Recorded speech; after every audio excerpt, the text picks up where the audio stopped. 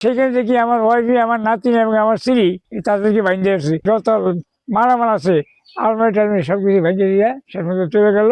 চারজনের হাত বান্ধা, এরপরে কইছে কি আছে কোথায় কি দে। 1,03,000 টাকা নগদ, 2টা গলার চেইন, 5টা আংটি আর আমার কানের আর গলার। 3টার পরে হঠাৎ করে কয়েকজন লোক আইসে আমারে ধইরা দাঁড় করে ফেললো। দাঁড় করে আমার নিয়ে একটা দক্ষিণ দিকে আমার ছেলের বউর যে একটা রুম, সেই রুমে গেলাম, নিয়ে গেল। গিয়ে সেখানে দেখি আমার ওয়াইফি, আমার নাতিন এবং আমার স্ত্রী তাদেরকে বাইন্ধে আসছে। আমারও সেখানে নিয়ে আমার পিছমরা দিয়ে বাইন্ধে এলো।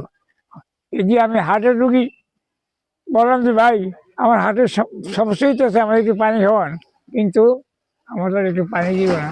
যাই হোক, তারা অনেকক্ষণ মধ্যে টাকা দাও, এই করো সেই করে অনেক ঘরের যত মারামার আছে আলমারি টালমারি সব কিছু ভেঙে দিয়ে তার সে মধ্যে চলে গেল।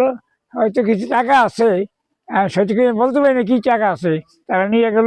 যাওয়ার সময় বলছে যে আমরা কাছাকাছি আছি, একটু শব্দ করবে না, নেই যদি করে তাহলে আমি ফিরে যাই, তোমাদেরকে মেরে ফেলবো।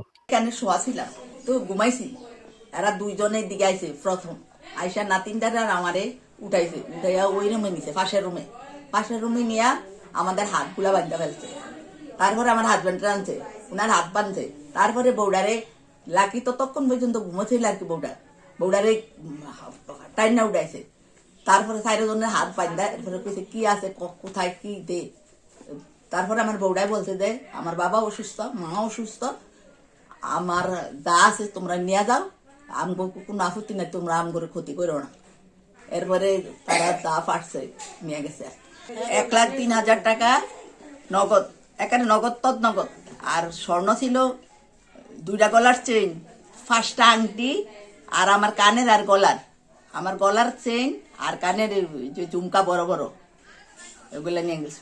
তারা হুমকি প্রদান করে যে তোমাদের শত্রুরা আমাদেরকে পাঠিয়েছে, তোমাদের ঘরে ক্যাশ 14 লক্ষ টাকা আছে, সেই টাকাগুলো দিয়ে দাও, এবং 2004 সালের মতো 2006 সালের মতো তোমাকে যেরকম তোমার ফ্যামিলিতে যেরকম ডাকাতি হয়েছে ঠিক সেইভাবেই হইব, ঠিক আছে।